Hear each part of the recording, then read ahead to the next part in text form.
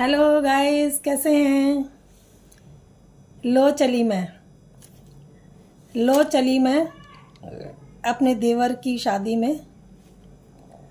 निर्मला ने इस गाने पर बहुत अच्छा डांस किया।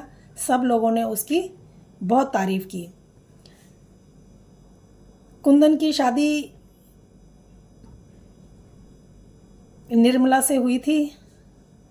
वो अपने घर की बड़ी बहू थी। उसकी शादी 7 साल पहले हो चुकी थी और उसके सास ससुर, उसका देवर और उसकी 2 नंदे थी। दोनों नंदे बड़ी थी, जिनकी शादी हो गई थी वो अपने घर चली गई थी। देवर की शादी थी। देवर की शादी में निर्मला ने बहुत अच्छा डांस किया, तो औरतें उसको देख रही थी और कह रही थी कि कितना खुश है। अब इसको पता चलेगा जब देवरानी घर आ जाएगी। दूसरी कहने लगी कि हाँ, देवरानी जॉब करती है, अब इसको तब पता चलेगा जब इसको उसका भी सारा काम करना पड़ेगा। किसी ने कुछ कहा, किसी ने कुछ कहा। वो सुन रही थी पर चुप रही। वो कहने लगी निर्मला कि मुझे अपनी देवरानी ऐसी तो लगती नहीं है, क्योंकि मैं उसके साथ शॉपिंग करने भी 2-3 बार जा चुकी हूँ और बातों में भी वो बहुत अच्छी है, स्वभाव भी उसका मुझे अच्छा लगा। ये औरतें तो ऐसे ही बोलती रहती हैं। अब जब वो शादी होके घर आई तो शादी होके वो हनीमून बनाने के लिए चले गए। 2 दिन पहले वो वापस घर आ गए। उसने अपनी जिठानी के साथ में घर में वो दिन बिताए और उनकी जिठानी की जो बेटी थी रीता, वो चाची के साथ जब घूमने गई, सारा परिवार घूमने गया इकट्ठा।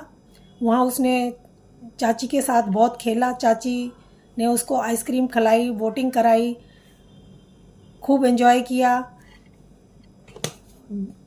सास ससुर भी देवरानी जिठानी का प्यार देखकर बहुत खुश थे और कह रहे थे कि ऐसा ही इनका प्यार बना रहे आपस में। एक दिन बातें करते करते देवरानी ने, रक्षाबंधन आ रहा है, क्या आप रोज हमेशा रक्षाबंधन पे अपने घर जाती हैं, पूछ लिया। तो वो कहने लगी कि शादी के बाद मैं 2 बार ही गई हूँ और अब की बार तो तेरा पहला रक्षाबंधन है, तो तू चली जाना, मैं तो फिर कभी देख लूँगी। तो उसने कहा कि आप कभी गई हैं, आप कितनी उसने कहा आप 2 ही बार क्यों गई हैं। तो उसने कहा, जिठानी ने कहा कि मैं जाना चाहती थी। एक बार मेरी भाभी बहुत बीमार हो गई थी, मेरा भाई अकेला था। वो भाभी घर और हॉस्पिटल में भाभी के साथ बहुत परेशान हो गया, वो अकेला था। तब मैं जाना चाहती थी तो सासू माँ ने मना कर दिया और मुझे नहीं जाना दिया। तो तब से मैं हमेशा राखी पोस्ट कर देती हूँ और मेरा भाई मुझसे बहुत गुस्सा है कि भाभी बीमार थी तब भी नहीं आई और बार त्योहार में भी कभी आती नहीं है।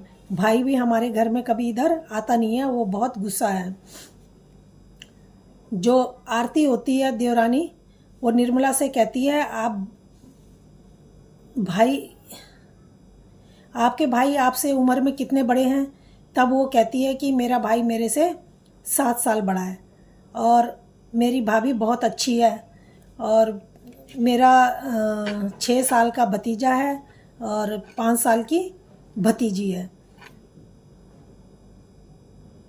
तो वो सारा जब पूछ लेती है तो आरती तो उनके लिए कपड़े खरीदती है, शॉपिंग करती है और उनके लिए सारे उसके मायके सारा सामान, मिठाई वगैरह, फल फ्रूट, कपड़े सब भेज देती है। भाई के लिए कुर्ता पजामा भेजती है, भाभी के लिए साड़ी भेजती है, बच्चों के लिए कपड़े भेजती है, मिठाई फल सब भेज के वहाँ भेज देती है लाके, और अपनी जिठानी को बताती नहीं है।